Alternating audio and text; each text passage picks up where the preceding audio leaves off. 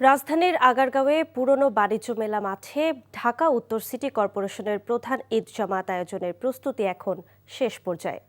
এবার এই মাঠে একসাথে 10,000 মুসল্লি নামাজ আদায় করতে পারবেন। 5 থেকে 600 নারী মুসল্লি এই জামাতে অংশ নিতে পারবেন। বৃষ্টির আশঙ্কা মাথায় রেখে প্যান্ডেল তৈরির পাশাপাশি অজু এবং নিরাপত্তার সব ব্যবস্থা নিশ্চিত করছে নগর কর্তৃপক্ষ।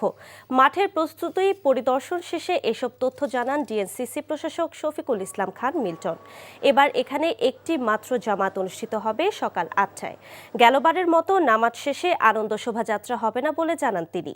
বিশাল এই জামাতে মুসল্লিদের নিরাপত্তা নিশ্চিতে আইনশৃঙ্খলা বাহিনীর সাথে সমন্বয় করা হয়েছে বলে জানান প্রশাসক।